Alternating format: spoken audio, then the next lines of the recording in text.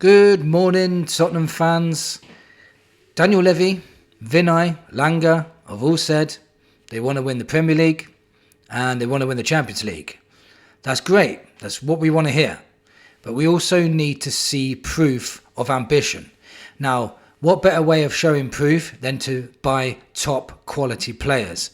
In the transfer news today, Ben Jacob, last word on Spurs, and a few other people on X today were speaking about this huge transfer that Spurs could actually go for, and it is quite possible that this could actually happen, but only if Spurs put up the money for it, and that's what we haven't done in the past, because we haven't put up the money for big players aiming to win Premier Leagues and Champions Leagues. So Ben Jacob states, Tottenham have been given the opportunity to sign Mohamed KUDUS. However, no offer from Spurs is imminent at this time. West Ham have offered Mohamed KUDUS to several clubs. There's a realistic chance he leaves this summer. KUDUS has 3 release clauses, which is a bit strange for me. 80 million for European clubs, 85 million for Premier League sides, and 120 million for Saudi suitors. Chelsea have KUDUS on their list and are deciding whether to make a move. The advantage they may have is that West Ham hold an interest in both Kieran Dewsbury-Hall and Robert Sanchez, so they might try to go for a swap deal plus money. Manchester United and Tottenham are aware KUDUS could be available for below his release clause, but I am not aware of any formal bids for KUDUS yet. Keep an eye on the KUDUS situation though. West Ham would prefer to sell before the financial year ends, and I think bidding clubs may take advantage of that by offering a number well below his release clauses. Ben Jacobs goes on to say, we have had some reports suggesting a Spurs bid is imminent. That's not quite what I have heard, but it is true. KUDUS has been offered to the club, which is good. The ideal situation for West Ham would be a big Al Nassr bid, and the interest is concrete from Saudi, but it remains to be seen if KUDUS would want to go to Saudi. Now, for me, this would be signing of the summer for me. Let me just go through some of his strengths. This guy is a top talent, and if you want to play for Premier Leagues and do well in Champions Leagues, this is the sort of player you need. I'd be very, very happy if he came in. Dribbling and agility. KUDUS is a mazy dribbler who can protect the ball well even when under pressure. His low centre of gravity and quick acceleration allow him to evade defenders.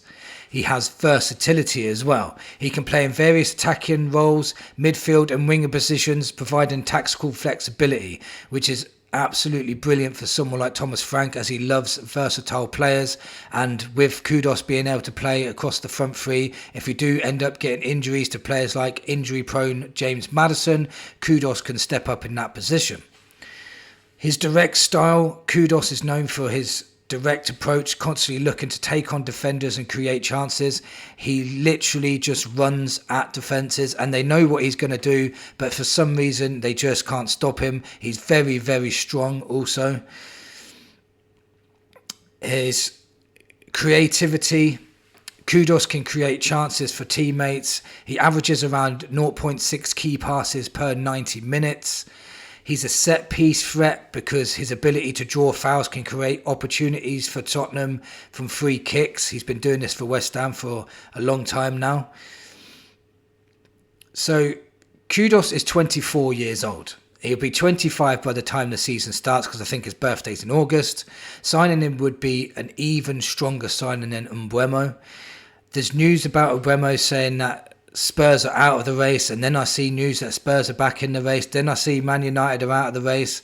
Then I see no one's put a bid in yet. Not really sure what's going on there. And the latest one I've just heard is Mbeumo wouldn't rule out joining Thomas Frank. So, loads of stories. Don't know which one's true, but if this KUDUS one is true, then we will have some player on our hands. It would be an even bigger statement from the board if they splashed out big on this guy. KUDUS currently earns £90,000 £100 per week, so we can definitely offer him higher wages. We could probably put him on 190k with add-ons, which would over double his wages. This would directly replace Son Heung-min, as he himself is on 190k per week. For me, if we're going to go big for Kudus, that tells me Spurs are willing to let Sonny go, because I can't imagine Sonny staying and us signing Kudus, because we haven't got the space in our squad, especially for Champions League. Now it's going to be really painful for me to watch Sonny leave. He is my favourite player of all time. We definitely need to give him the best send-off ever. My feeling is they may give him a send-off in South Korea, but we definitely need to do one in London as well, to give the London and English fans a chance to say goodbye. Give him 2 send-offs. Why not? He deserves it. He's a champion. He's a captain. He's a champion captain. He's been here for 10 years. He deserves 2 send-offs. If we want to get players in the summer, we're going to have to sell some players. It's as simple as that. Otherwise, we're going to have to take players out of the Premier League squad or take players out of the Champions League squad. Sonny has already said he's open to leave. He's turning 33 soon, and if we want big names to come in, we're going to have to start sacrificing players to attain these top players. Kudus, in my opinion, would cushion the blow of losing Sonny. He's a top-class player and would cause havoc to any defence in the Premier League.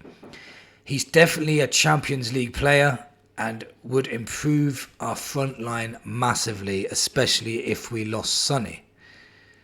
Now, again, for me, will Spurs start acting like a big club? Now, signing players like Kudus would be acting like a big club, and Levy and Vinay cannot be coming out in interviews saying they want to win Premier Leagues and Champions League, telling us that Europa League is not good enough, even though we haven't won that for 41 years, trying to dismiss it as a big deal when it was absolutely a massive deal, is not good, but good in a way. But it won't be good if they don't back up what they're saying. Vinay has got a meeting with the Supporters Trust soon, so hopefully we have some good questions for him to answer, and hopefully he can give us some clarity on what the plans are, especially with the transfer window. I heard news today that Levy and EZE, Spurs are targeting him as well. I wonder how big we are going to go as a club. Are we going to go for both EZE and Kudus? If we sign both of those players, Richarlison and Sonny would have to be sold. We'd have to loan out players like Scarlett. We'd have to loan out players, the younger players. We'd have to loan out Yang. We'd have to probably loan out more. If you want these kind of players to come in, Bissouma would have to leave. Ben Davis would have to leave. We'd have to make room in this squad, because the squad is bloated with players and we've got too many to fit into the Champions League squads, to be honest. And we've got a lot of players, like even Solomon's going to be seen during pre-season. So if Solomon stays as well, where's all these gaps? We've just signed Tell as well. Odegaard's there, Johnson's there. If you want to sign more forward players, and we do need higher quality forwards in my opinion, if we do sign these players, we have to make space somehow. I know a lot of people get frustrated saying, why are we not signing this, that and the other? But it's because we can't. We've got to get players out the door as well. And as much as it's so painful to have to talk about Sonny leaving, one day it's going to happen. He's got 1 year left on his contract. He could stay this season. He could have a fantastic season under Frank. I would have no doubts in my mind that he would have a brilliant season under Frank.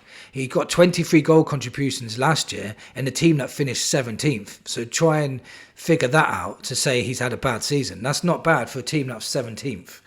And he could fly. But if he does, and he has an amazing season, he'll have no more years left on his contract and he will go for free. Would the club risk that? I know there's a massive sentimental value in keeping him. But again, if we do want a Kudus, we do want an Mbeumo, we do want an Eze, then we're going to have to make sacrifices somewhere. Let me know in the comments what you think. Will Tottenham start acting like a big club or not? Thank you for watching. Come on, you Spurs.